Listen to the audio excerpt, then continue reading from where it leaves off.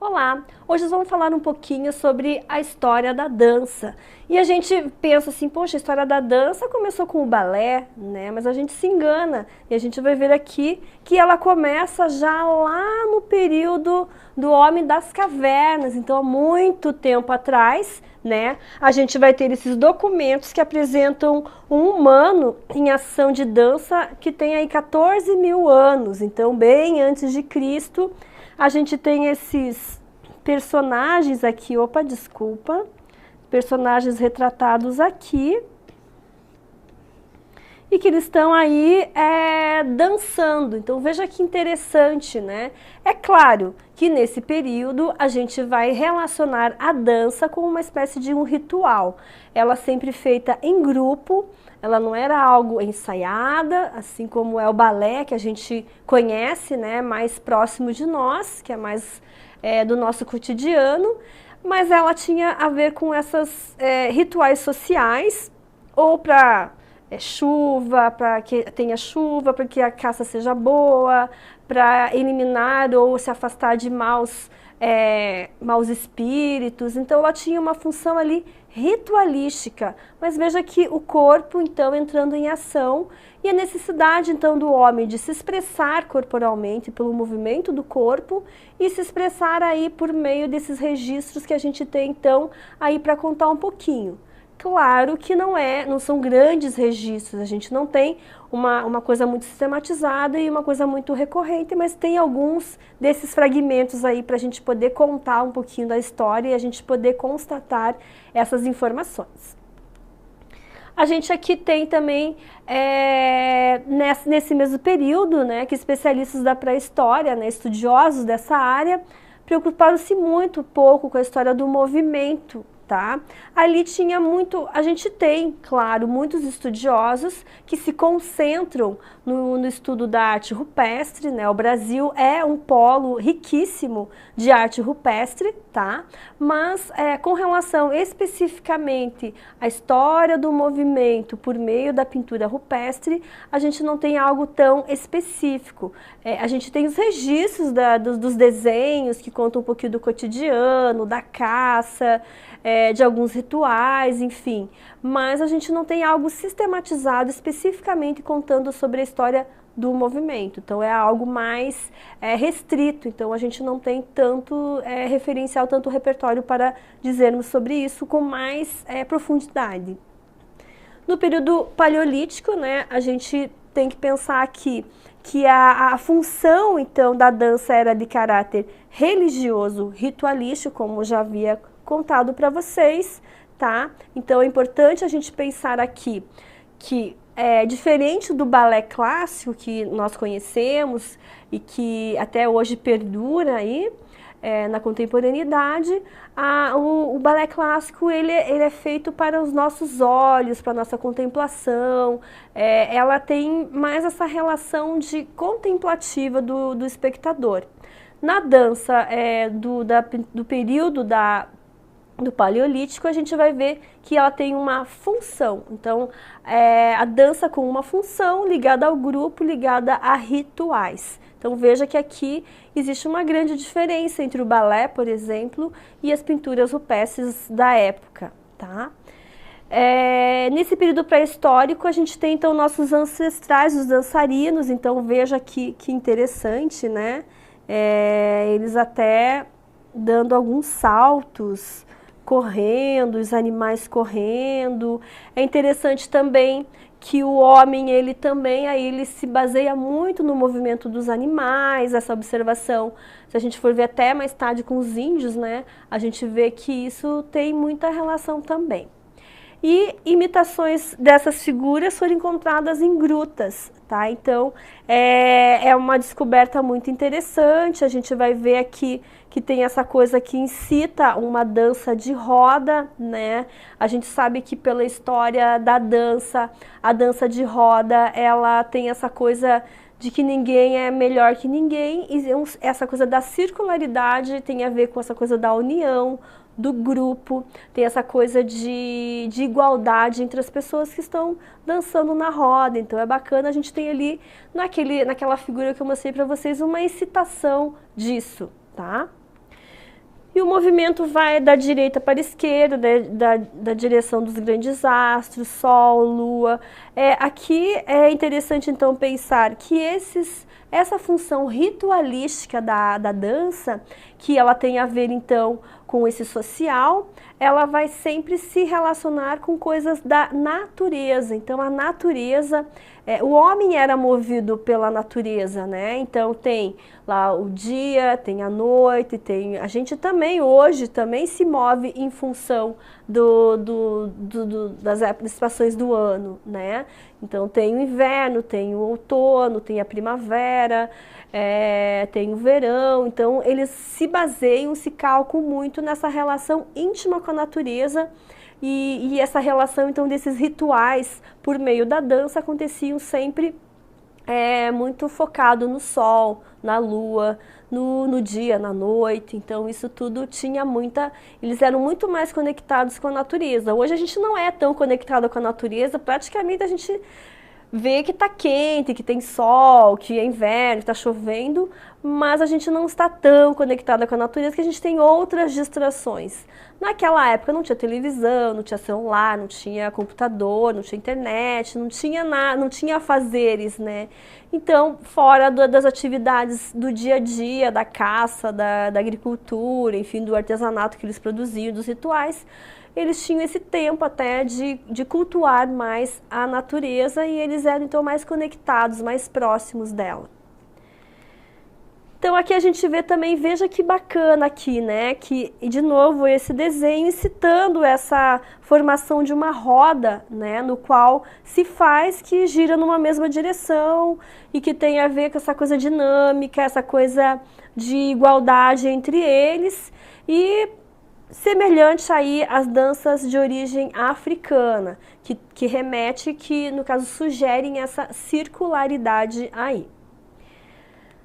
E a dança já no período mesolítico e paleolítico, essa sempre ligada a um ato cerimonial, então a gente vê aqui eles carregando esses instrumentos aqui e dançando, e girando e andando, com uma espécie mesmo de ritual, que é uma conexão, é uma crença muito grande aí nesse poder aí do homem de se conectar e fazer com que a natureza haja a favor deles, né? Então isso é muito recorrente nesse período. Com a arte indígena também isso é muito recorrente.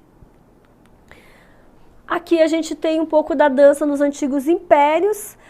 A gente também não tem uma documentação sistematizada, né? A gente tem bastante coisa sobre a história da arte, das artes plásticas, mas com relação à dança a gente não tem uma documentação tão calcada nessa pesquisa mais aprofundada, tá? Mas pelo paleolítico a gente já vê que isso já é inerente a uma necessidade do ser humano, do homem, tá? Então a dança já é uma manifestação artística no qual o homem sentia, assim, uma necessidade de se expressar por meio do movimento corporal, porque corpo é tudo, né? Nós somos o nosso corpo e esse corpo se movimentando no espaço. No Egito, a gente vai ver que, assim como nas artes plásticas, eles então tinham aqui essa prática de danças sagradas, né? E eles, além disso, né, eles tinham um caráter recreativo. Então aqui a gente já vê que sim, tem uma função ritualística, né, por ser sagrada, litúrgica, mas também um pouco de entretenimento, de recreação. Então veja que aqui a gente já começa a ter uma pequena variação do que seria a dança, né? Se a gente tem lá, no período lá da pintura rupestre, a gente tem essa influência muito grande ali da dança como ritual. Nos indígenas também a gente tem muito isso. Aqui no Egito, além de ter ligação com essa relação mais do sacro, né, a gente também tem uma relação aqui ligada à recreação. Isso também é um dado importante, porque na verdade o que a gente tem hoje como dança, ela está muito calcada no entretenimento, né, o balé clássico, enfim, a dança contemporânea. Claro que tem uma reflexão, mas ela também está ligada ao entretenimento. Então aqui a gente já vê que de alguma maneira está ligado a isso. A dança do povo hebreu, né, tinha um contexto religioso e não foi transformado em arte. Então veja que aqui também uma função aí mais ritualística de um determinado grupo. A gente vê então que os egípcios aqui proporcionavam então algo mais diferente aqui. De novo, o contexto religioso a gente também pode relacionar no sentido sacro mesmo, de ritual religioso, que é o mesmo do período lá da arte paleolítica, neolítica e mesolítica também. Já na civilização grega, o grego sempre muito calcado ali, a cultura, a civilização grega, a antiguidade clássica, ela estava muito calcada, então, por questões ligadas à beleza, ou à feiura, à harmonia, ao equilíbrio, à razão. E a dança, como eles estavam também muito ligados a esse entretenimento, aos prazeres, né? Do homem, então ela estava aqui impregnada pela dança, né? E muitas vezes abordada como dança da beleza ou da feiura, e aqui a gente vê uma incitação aqui de uma dança de roda, basicamente aqui feminina, tá? Então aqui a gente vê que tem uma relação já ligada com o entretenimento. Então no Egito a gente tem um pouco disso, aqui na dança grega também, não tem essa função religiosa como a gente viu no povo hebreu e nas anteriores, como a gente acabou de comentar.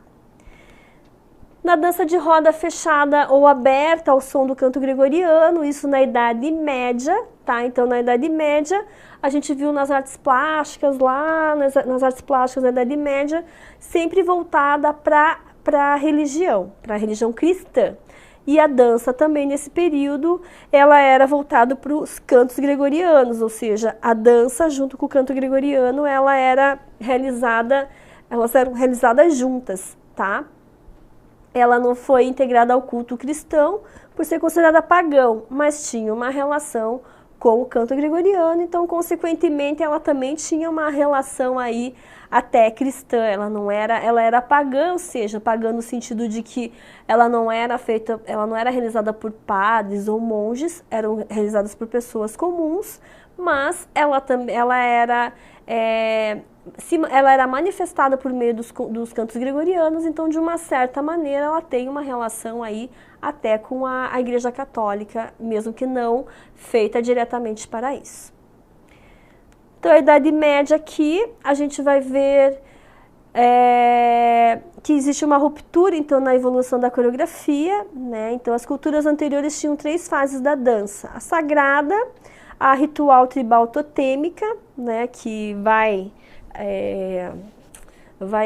enaltecer um totem, um santo, enfim, uma entidade, né? E de divertimento. Então ela vai transitar aqui, a gente tem então esse anterior aqui, que também faz parte desse período, desses tipos de dança de roda fechada ou aberta, ao som do canto gregoriano, e a gente vai ter aqui 3 tipos de dança: a sagrada, a ritualística e a de entretenimento. A gente tem aqui, coloquei duas imagens para a gente ter uma diferenciação entre uma e outra. Então aqui a gente já vê que interessante, mesmo a Idade Média sendo essencialmente aí focada na religião cristã, a gente viu que ela teve aí um viés aí, que ela possibilitou o surgimento também dessa arte como entretenimento, como divertimento, então isso é interessante. Retomando que a gente viu isso no Egito, a gente viu isso na Grécia e agora a gente viu na Idade Média uma pequena vertente, mesmo nessa aura cristã ali da Idade Média, tá?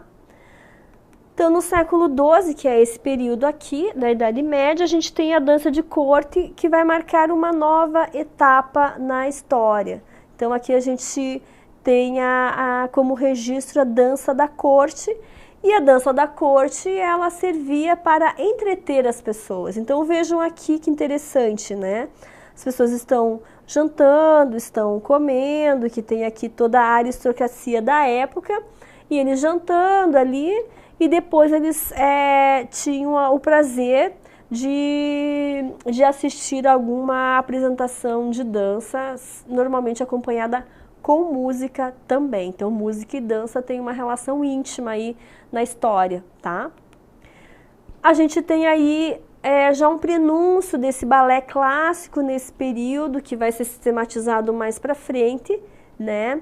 Que era uma dança metrificada, que separa-se da dança popular e torna-se uma dança erudita. Então era preciso aqui saber os passos, né? Então a gente tem aqui o balé clássico que a gente conhece até hoje. A gente vai ver que ele é um clássico aí, que já vem desde lá do período da Idade Média, que ele se torna cada vez mais sofisticado, aperfeiçoado no decorrer da história.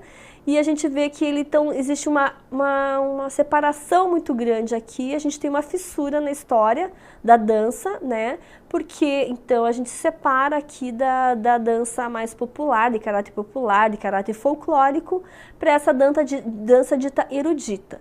Erudita porque ela precisava desse ensino, desse aprendizado sistematizado, feito numa escola especializada. Então é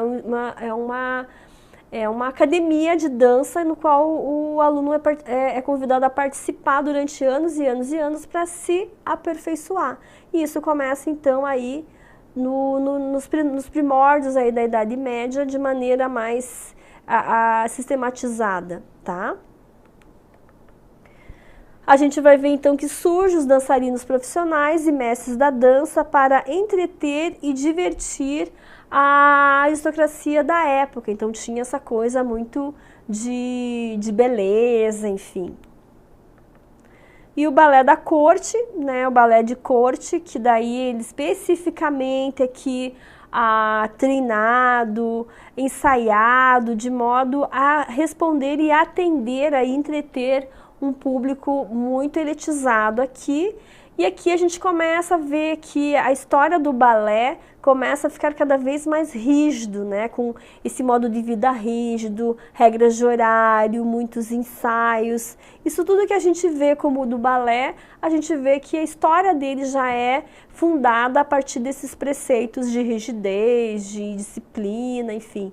O balé sempre é visto como essa pessoa que é extremamente sistematizada aí. Daí a gente tem aqui o desabrochar e a morte da escola clássica. No século XVIII, a gente deu um super salto na história aqui, tá? Que vai ser, a gente tem o fim da aristocracia, né? E vai surgir a classe burguesa rica que vai começar a bancar esses grandes espetáculos de dança. Então é interessante aqui que a gente vai ver ali, a gente vai ter Revolução Francesa, o Iluminismo, tem um período todo no qual a sociedade burguesa começa a assumir o poder, a gente tem todo aquele sistema feudalista que já perdeu sua força, os aristocratas também perderam seus dinheiros e mesmo mantendo algum certo poder pelo seu cargo, né, assumido anteriormente, mas quem banca mesmo, quem são os novos ricos e endinheirados, era a sociedade burguesa da época que começa a bancar os espetáculos, começa a bancar os artistas da época, em qualquer uma das áreas, artes plásticas, música, dança, tá? E a gente vai ver aqui que os artistas ocupam uma categoria especial, claro, né? Se você precisa de tanto estudo, de tanto tempo de preparo, você tem que ter um destaque especial, sim. E a gente começa a ver que vão começar a surgir nomes, né? Antes a gente não tinha uma bailarina, um bailarino com nome próprio. A partir de então, na história da arte, a gente começa a ver que vão existir os nomes próprios, pessoas importantes na área da dança. A gente tem então ali, a gente passou um pouquinho daquele período ali, século XVIII, a gente chega aqui na dança romântica, que já é século XVIII para XIX, e a gente tem uma retomada aí da sensibilidade sobre a razão, lembrando que aquele século XVIII, que é o período do neoclássico, a gente vai valorizar os aspectos da racionalidade, que vem lá da antiguidade clássica, do equilíbrio, da simetria, e na dança romântica a gente vai fundar aí todo esse preceito do balé e da dança por meio da sensibilidade posta por meio da dança, tá? E o balé, então, na dança romântica, no período do romantismo, a gente vê que ela é a expressão de sentimentos pessoais. Ela vai ser aí mais dramática, mais passional. Então, essa passionalidade é muito característica do balé romântico, tá? Que é em detrimento diferente do balé do neoclássico, que é um período anterior, que ele era pensado na beleza, no equilíbrio, né, na graciosidade das formas, e aqui a gente vê que ela é mais passional mesmo. E no período, então, do romantismo, a gente vai ver que a ópera detinha o monopólio do balé, que era submetida à classe rica conservadora da época. Então, veja que interessante aqui, que o balé está junto com a ópera, junto com as grandes orquestras. Então, fica aí uma mistura aí, né, de artes juntas que se integram. Então, o balé está muito dependente aqui pelo menos na época, porque a sociedade burguesa da época gostava das óperas, e o balé junto e a orquestra junto, então era um grande espetáculo realmente. Então, nesse neoclassicismo aqui a gente vê que não teve grandes transformações nos 3 séculos de tradução, e então seria assim basicamente isso, sobre essa trajetória lá do Paleolítico até o Neoclássico. Então basicamente essa aula seria isso. Até mais!